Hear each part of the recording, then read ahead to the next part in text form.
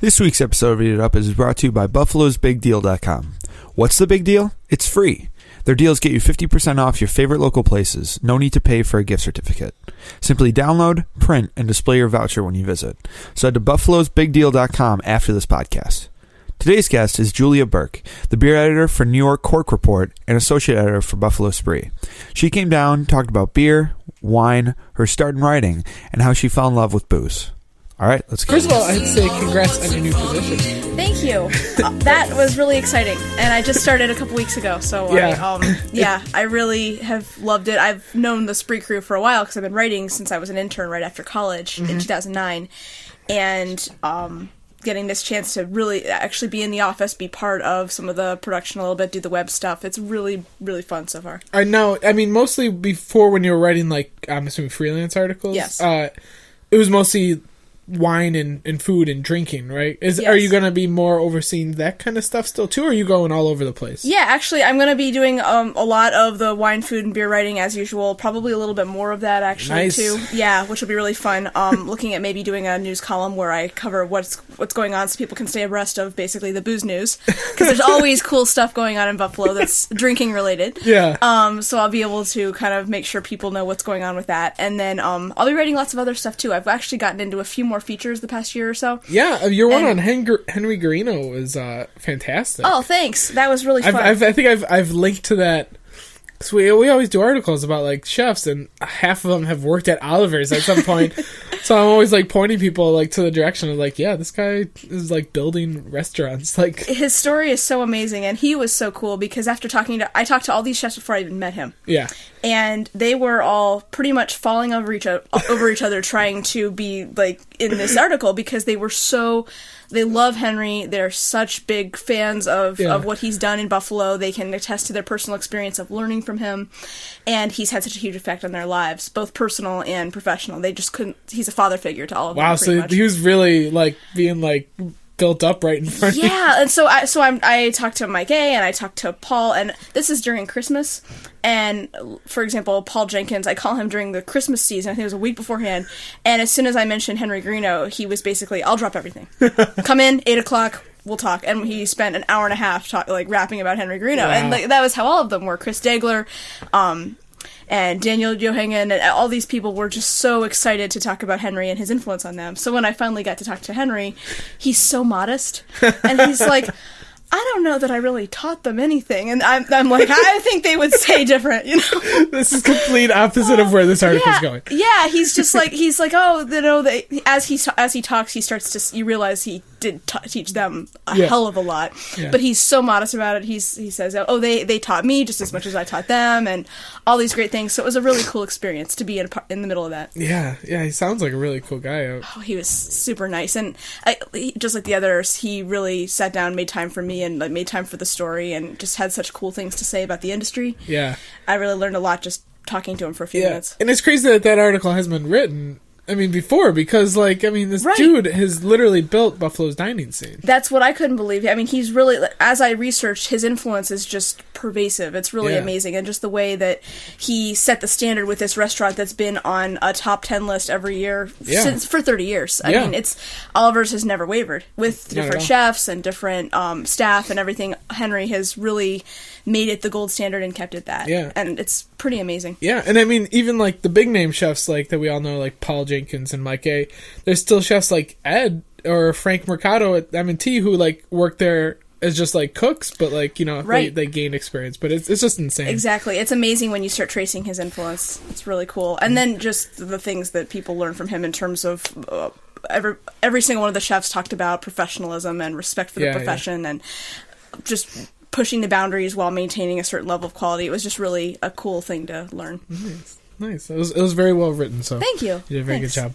So you said that the fall season events and things like that start to ramp up in the I don't know what anyone would say, but I would say booze world. That's okay. No shame. No shame. So, I feel like I should have a more appropriate professional word, but I'm just going to refer to it as the just booze go world. With Booze Hound. It's fine. Ivy Knight said it best. Yes, Ivy Knight. I'm going to own it because, like, that's what I do. I write about booze. So you said, like, it's starting to ramp up and a lot of things are happening, like, in the fall time. And a lot has been made about Buffalo's dining scene, like, in the last 3 years. Like, it's been making jumps as far as quality and just quantity of really good food.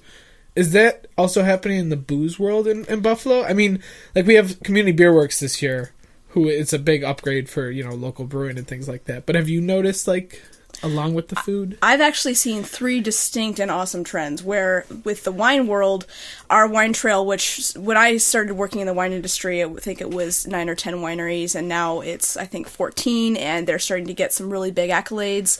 Yeah. The tasting rooms are full, not just in the fall, which is the busiest season, but all year. Okay. They're really making some amazing wines. The progress has been fantastic.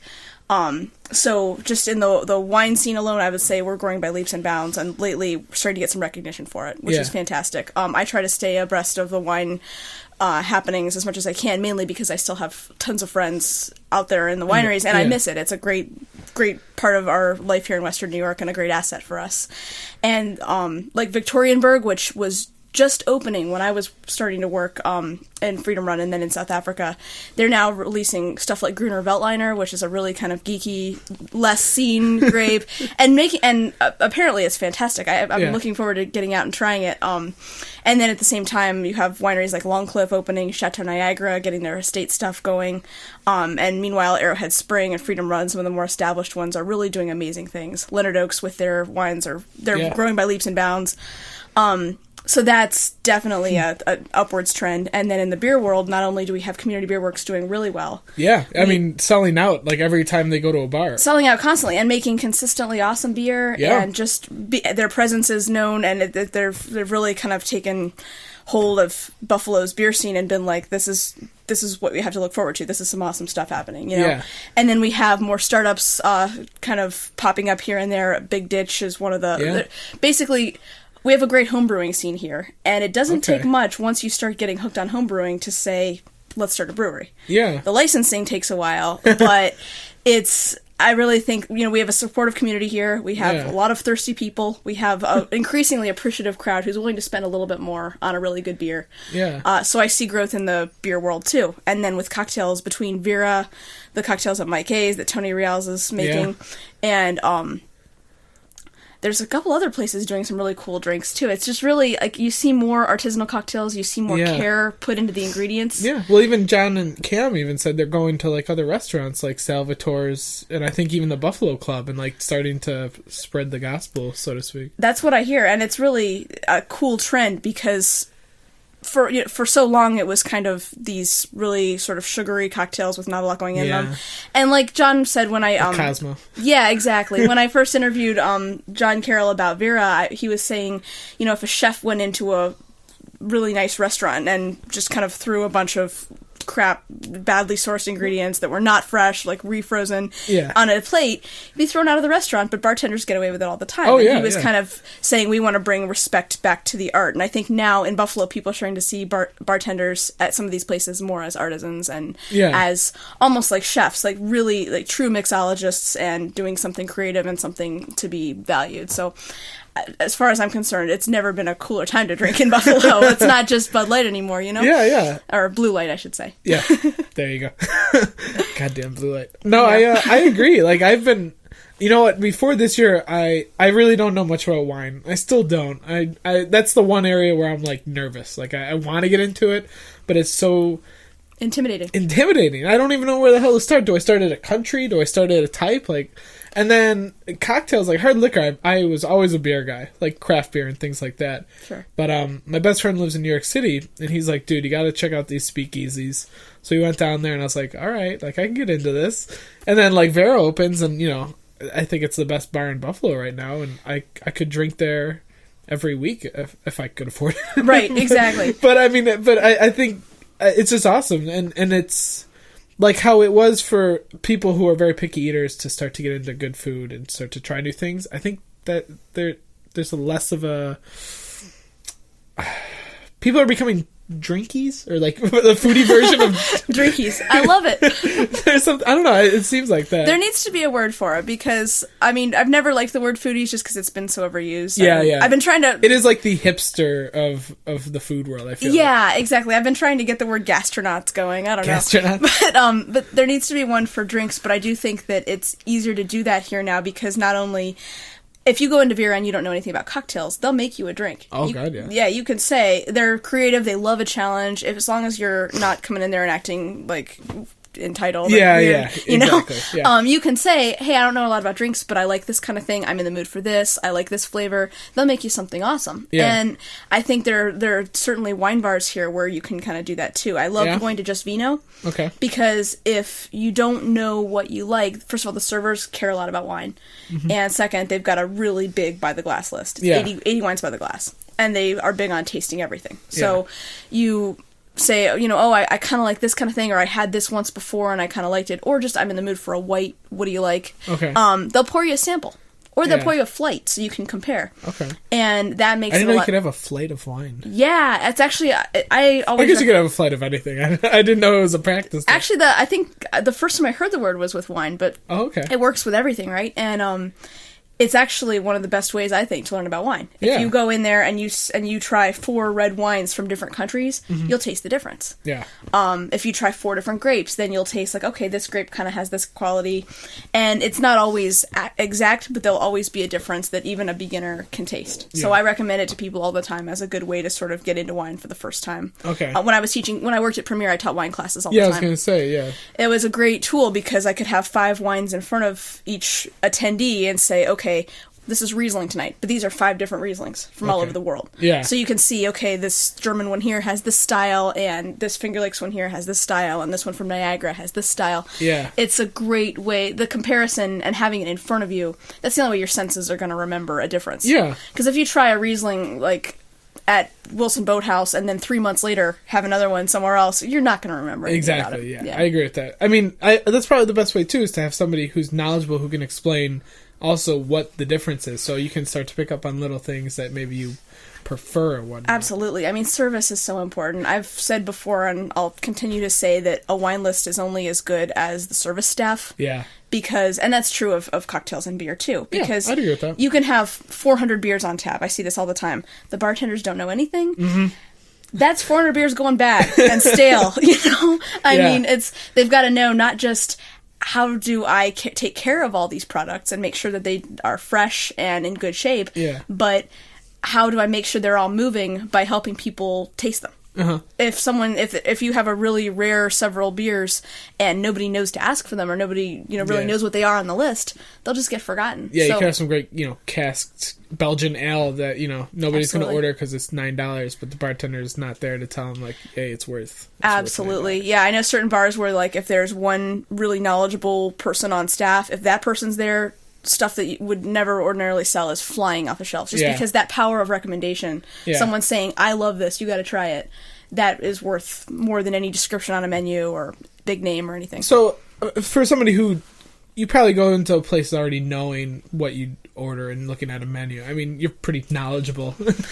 I usually check out the wine list before I go, days in advance. Like how people would go and like try to figure out what they're going to order for food. Mm-hmm. Like you're doing that with the wine. Mostly. I mean, I don't do that at places like. Sometimes I'll go into a place like Vera or Mike A's and say, I need one of those Sazeracs. I love those. But a lot of the time I go in and I just kind of want what's new.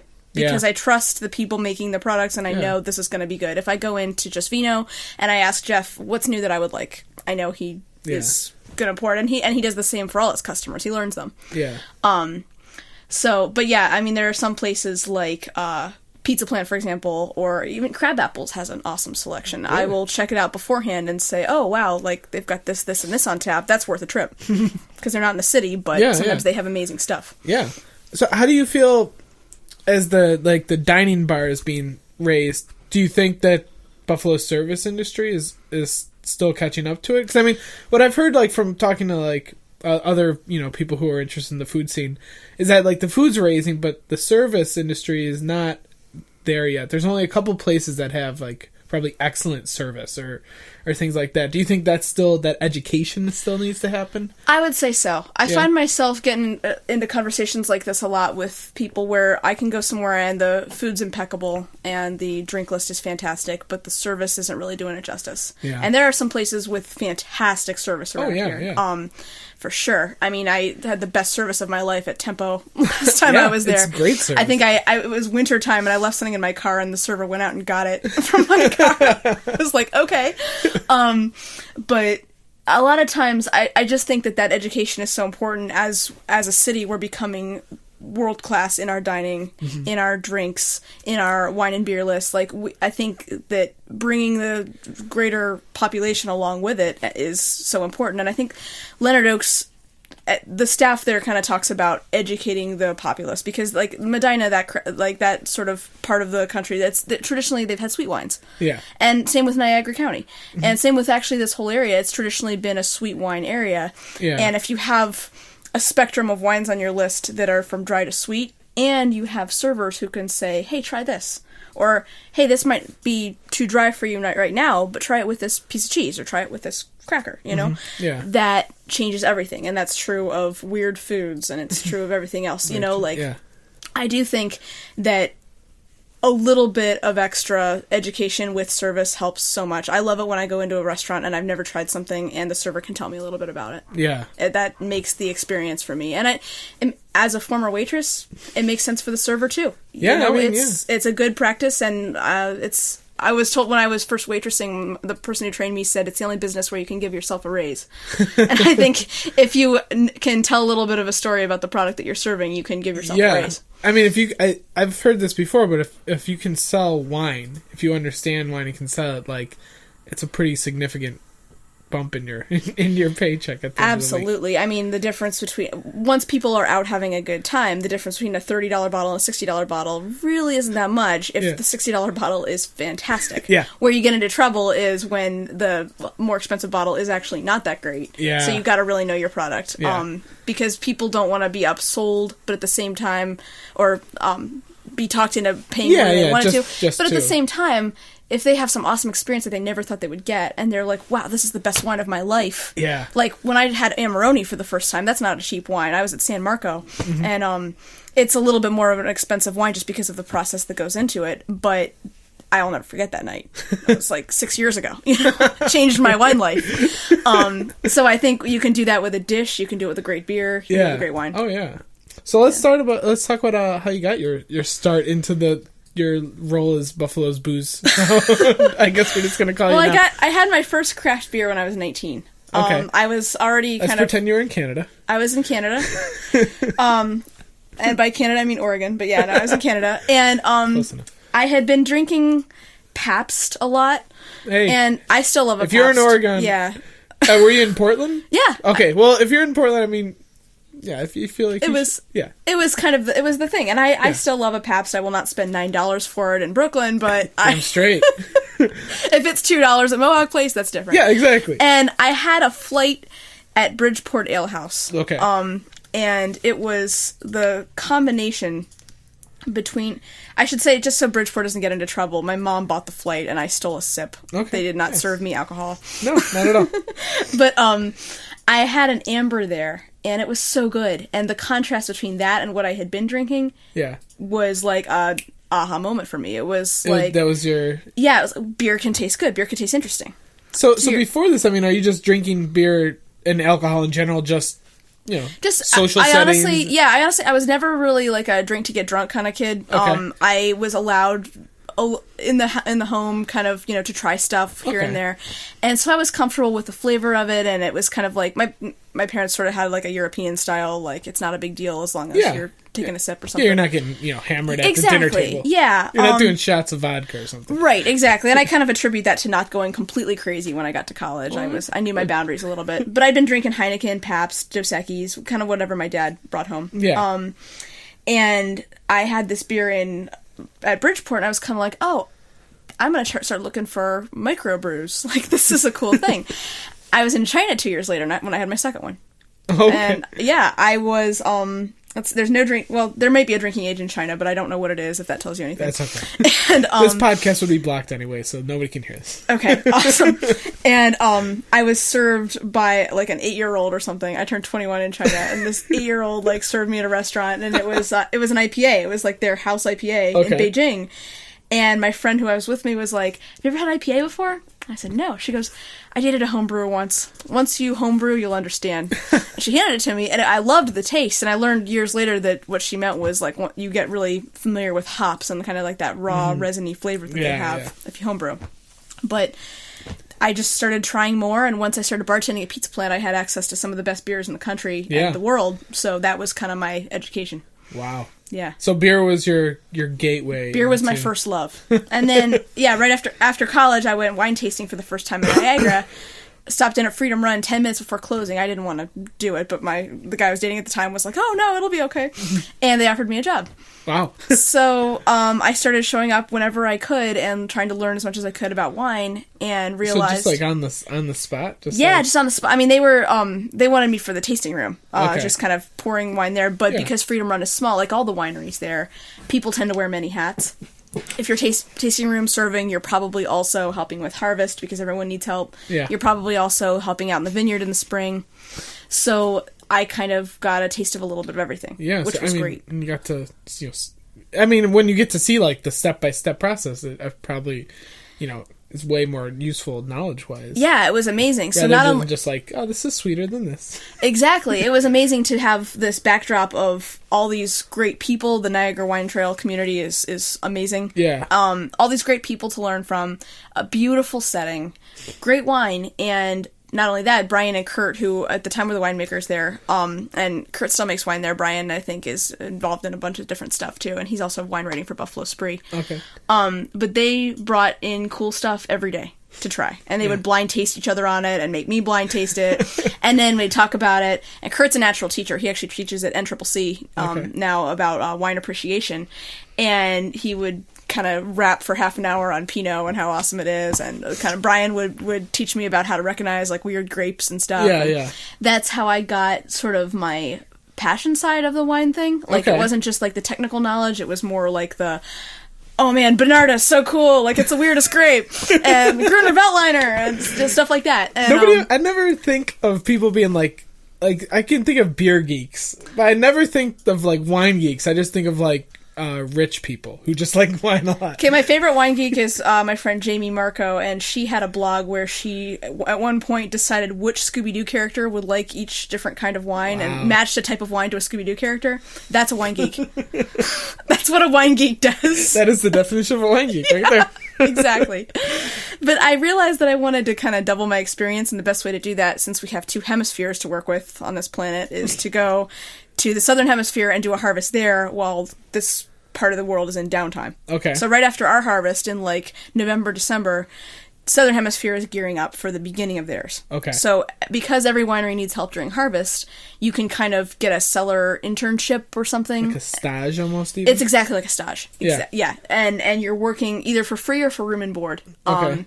Some wineries will pay you to go and work and learn the process. Wow. And I just Googled and emailed random wineries in Australia, New Zealand, Argentina, Chile, and South Africa. Okay. I got 2 job offers. One was at Molly Duker, which is a huge, really big name winery in Australia. Okay. And I would have been one of 50 interns. And the other one was a winery whose name I couldn't pronounce, that I had never heard of in South Africa, and I would have been one of 2 interns. Okay. And I'm like, that's going to be the hands-on experience. Nothing against Molly Duker. It would have been a dream come true. Yeah. But the smaller experience was pretty enticing. So I mean, at this point, do you know that you're that serious about wine, that this is not just a hobby, basically, or kind of? I mean, at this point, I was like, I want to make my own wine someday. Okay. I want to learn as much about this. I want to know what my friends know about this. Like, I also wanted to have the world experience because I wanted to see. Well, yeah, I mean, also South Africa. Yeah, I wanted to travel. I've always had the travel bug, but I wanted to see what winemaking was like down there, and I wanted to eventually make my own. Okay. And that hasn't gone away. I've made my own wine every year kind of since then. Okay. Now I'm kind of like in a, writing and the things I love, and do I want to write about the things I love and also do it full time, like that kind of thing. Yeah. But at the time, I was just I couldn't get enough about wine. I was reading about it constantly, and like going home, like because we've talked to chefs. And they cook food, they talk about food, and then they go home and they read more about food. Yes. Was this basically... That was me. I was drinking wine every night, trying different stuff all the time. I never bought the same bottle twice. Nice. And just obsessed. And I did the same thing when I got to South Africa. I was trying every single wine that I could there. Yeah. And just trying to show up. Like, I was working like crazy at the winery itself. That was 16-hour days sometimes. Like, harvest is no joke. But anytime I had downtime, I was trying other wineries. That's all I ever wanted to do. Yeah. The other interns were kind of like, let's go clubbing, or, and I was fine with that. Like, I did that too. Yeah, of course. But I was also the one who was constantly running around with a wine map in hand. Like, where are we going wine tasting this weekend? And they were all just like, aren't you sick of wine? I'm like, no. So that's, So how was so did South Africa further imprint the wine love on you, I'm assuming? Yes. Did it even just push you even further? It pushed me even further, and it taught me about South African wine, which we don't see a lot of in this country. Yeah, I could not tell you what the difference... Yeah, no, it's a very unique sort of part of the world. It's really, really old soil, and you have, like, really cold air coming from Antarctica, basically. Okay, yeah. Like, that part of Africa is the coolest, and yet it's still like a Mediterranean climate. So we had 117 degree days sometimes. Jeez. There, it was nuts. Yeah, and I feel like you're doing a lot of physical labor. Yeah, it was a little nuts. But I'm fascinated by not only the politics and culture of South Africa, which is it's a playground for people who are interested in sociology or anything like that. Oh God, yeah. Yeah, but it's also like the wineries are stunningly beautiful. There's mountains and like just this incredible place of the world to make wine. Yeah. And I love the wines that come from there. They're my favorite in the world. So when I started that blog, it initially was just kind of so I wouldn't have to explain to my aunts and my grandma and everybody what I was doing in separate conversations.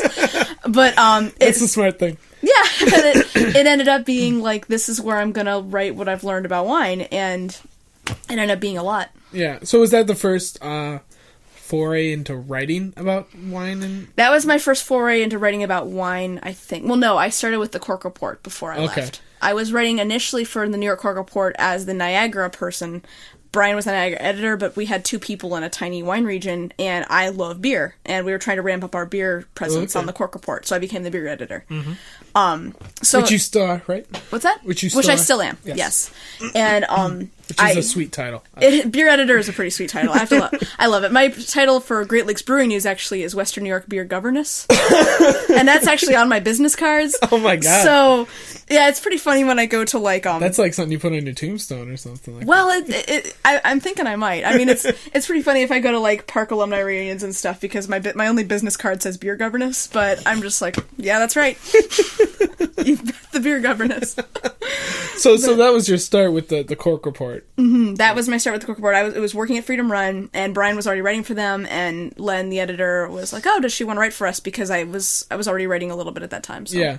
So what did you go to school for? Like, Asian studies. Asian studies. Okay. Nothing related to alcohol whatsoever. I wanted to go to China and teach English. Okay. So I was obsessed with Chinese history, and the language and the culture, and I studied abroad in Beijing, which is where I had the IPA.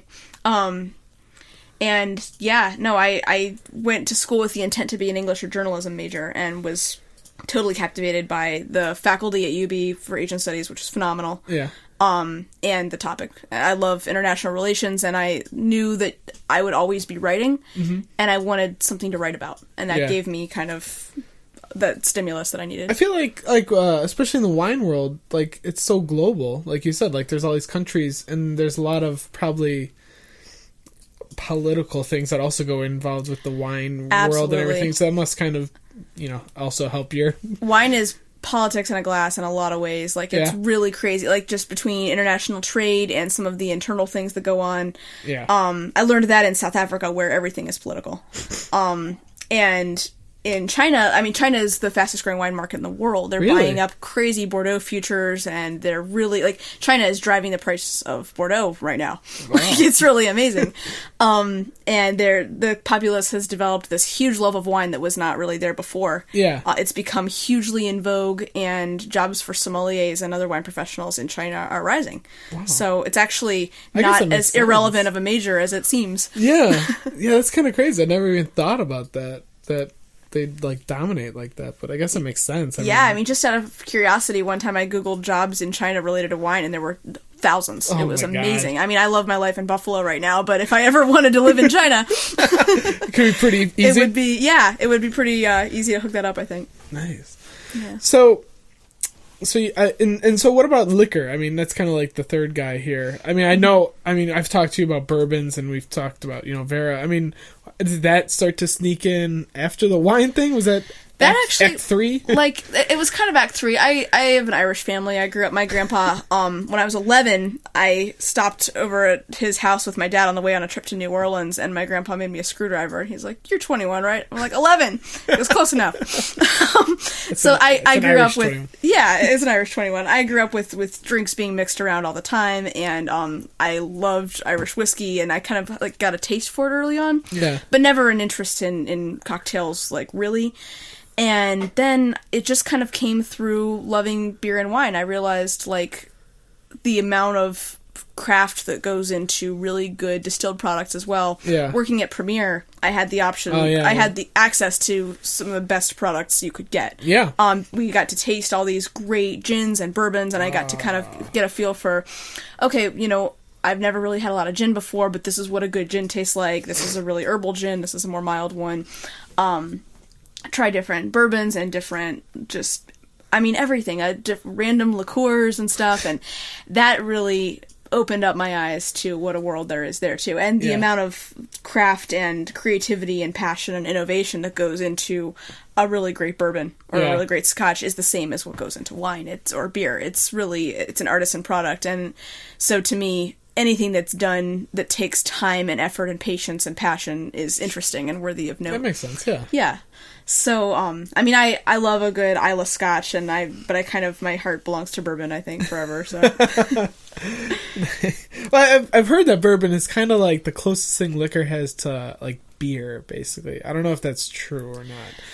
Whenever I've told people... In makeup, yeah, that makes... Whenever I've told people, like, that I wanted to start to get into liquor, and I've told them I love beer, they're always like, we should start with bourbon.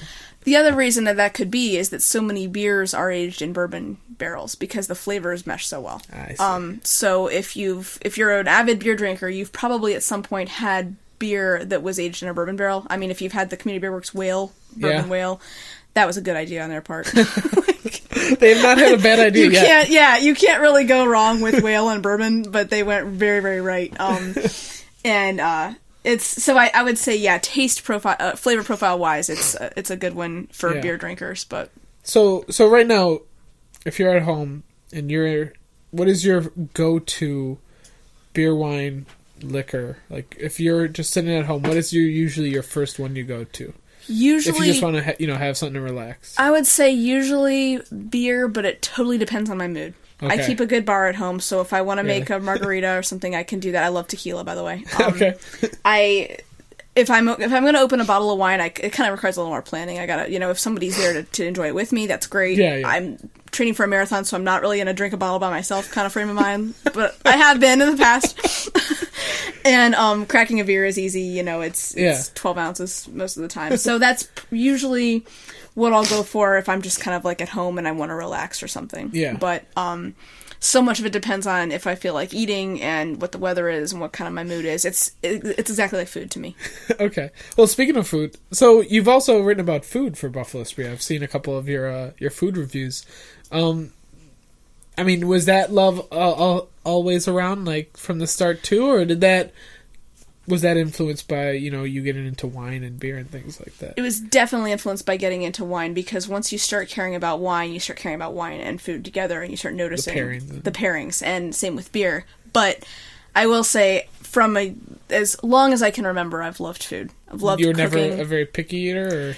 No, I mean, I went through that phase in middle school where I only ate chicken fingers for like 3 years. I think anyone who lives in Buffalo has gone through that phase. Goes through that phase. That's exactly it.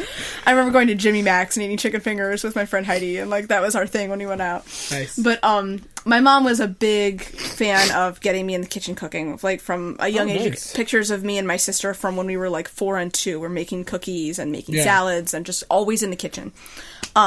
So I developed an affinity for just kind of knowing my way around the kitchen and tasting food and trying stuff. Yeah. And I would say once I started working in the winery, where my coworkers were and the other people on the trail were just as passionate about food as wine. Yeah. And I started noticing things like, oh wow, this Carpaccio, I don't even know what it is, but it goes great with Cab Franc, you know? That kind of sparked that love in me as well. And then in South Africa, the first time I was in South Africa, I was there for 6 months, so it was long enough to really... Oh, you went twice? Yeah, the second time was only for a few weeks, but 2 different harvests. But the first time I was able to really try a ton of different restaurants because I was getting paid a small stipend, so I had some spending money. And the food is at the wineries is some of the best in the world. It's like incredible food scene there. A lot of game meat, so like I developed this love of carnivorous just hedonism. like kudu pate was my snack.